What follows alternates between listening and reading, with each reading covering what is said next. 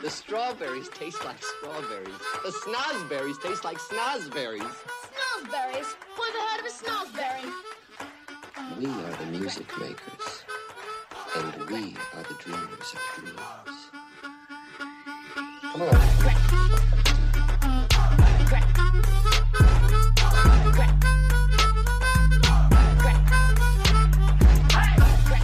This is the Music Makers Podcast, where I read things out loud to you and then offer my unqualified opinions on them.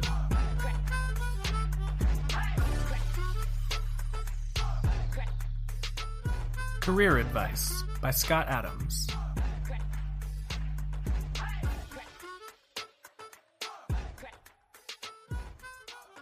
Last night I met a script supervisor. She works with directors to make sure a movie has the right continuity and one scene fits the next. It's a fascinating job, hobnobbing with top directors, writers, and celebrities. No two assignments are the same. How do you get into that kind of career? She earned a degree in anthropology and just, quote, fell into it through a series of events. I know the feeling. I majored in economics, got an MBA, worked at a bank, then a phone company, and then became a cartoonist.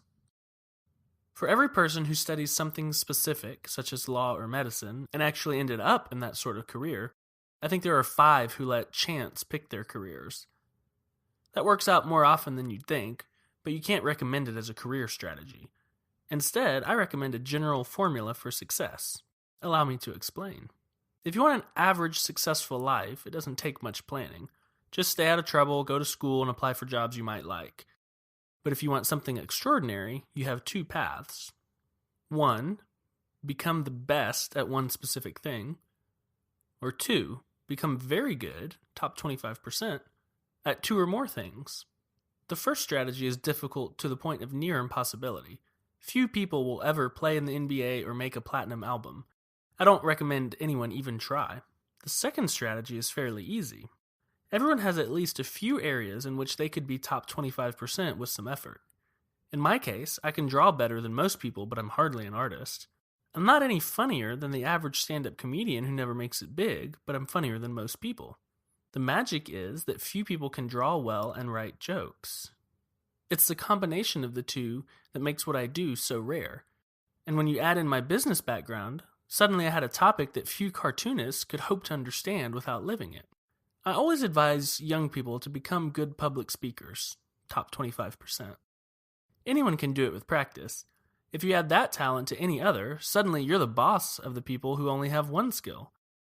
Or get a degree in business on top of your engineering degree, law degree, medical degree, science degree, or whatever.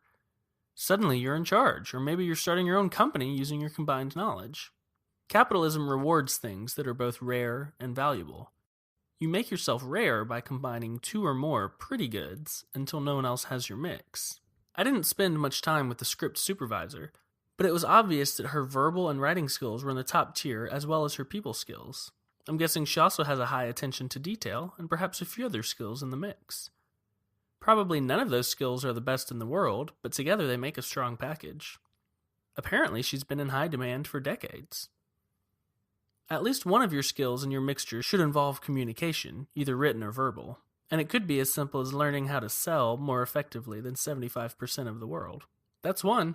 Now add to that whatever your passion is, and you have 2, because that's the thing you'll easily put enough energy in to reach the top 25%. If you have an aptitude for a third skill, perhaps business or public speaking, develop that too. It sounds like generic advice, but you'd be hard-pressed to find any successful person who didn't have about 3 skills in the top 25%. What are your 3?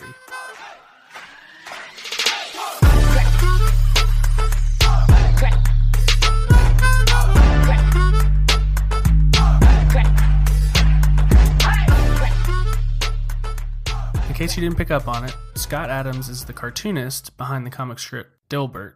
And over on his blog, he's got tons of great articles like this. But this is one of my favorites because I find myself identifying a lot with this concept.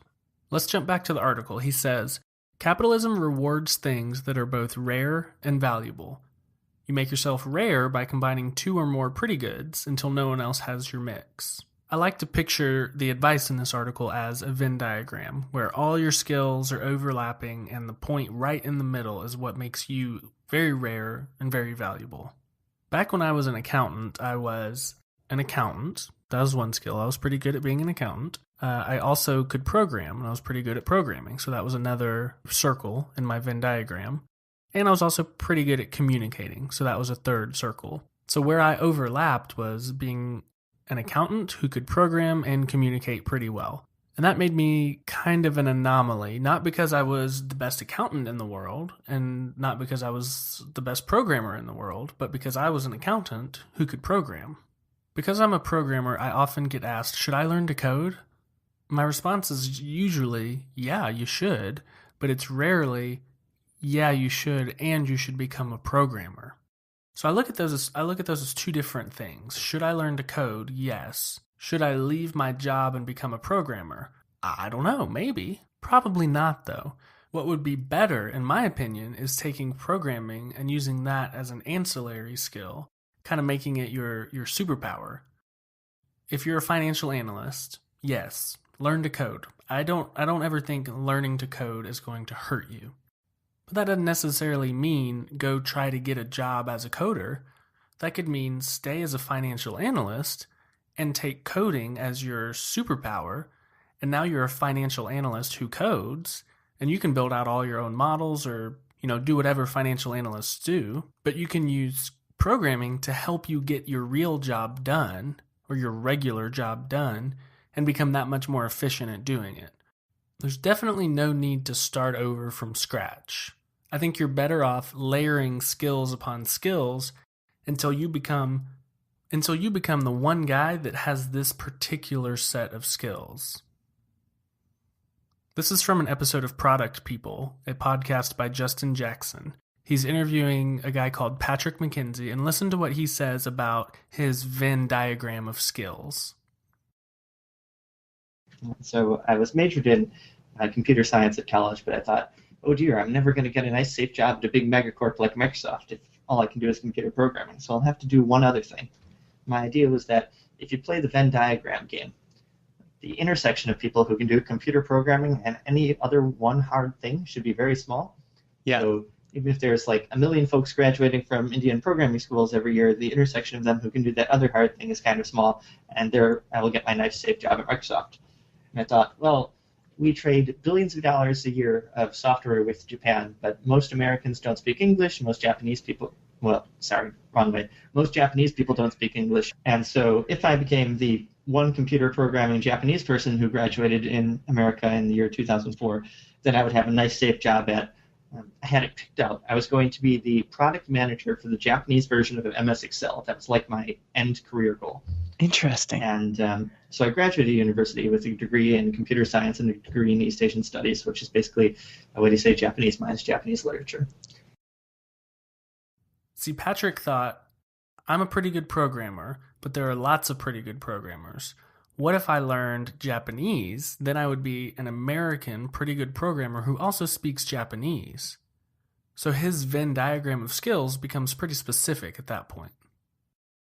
I can hear you saying it now. Stop talking about programming.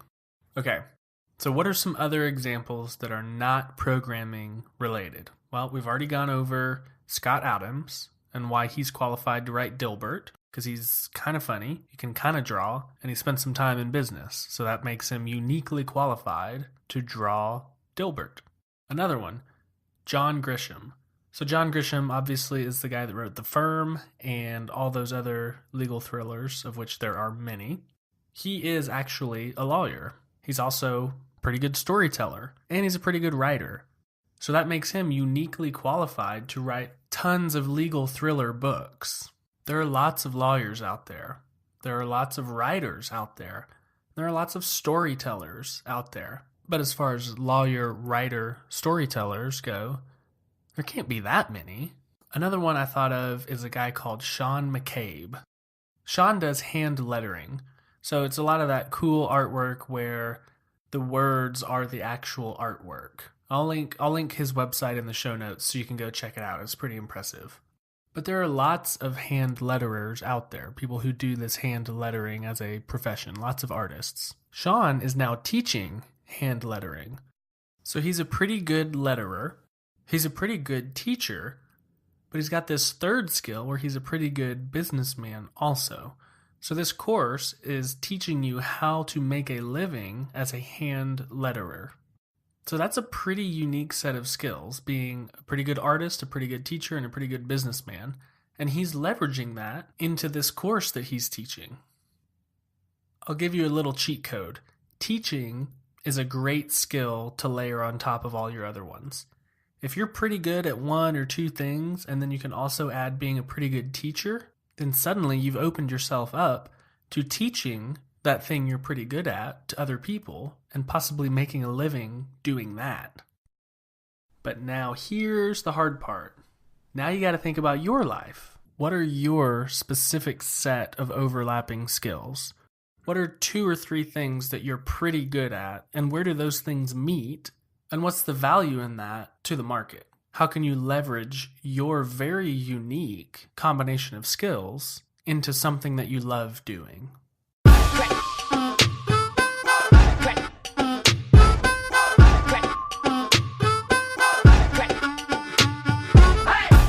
You can find the show notes for this episode at musicmakers.fm/12. You can subscribe in iTunes by searching for Music Makers, and please leave a review by going to musicmakers.fm/review.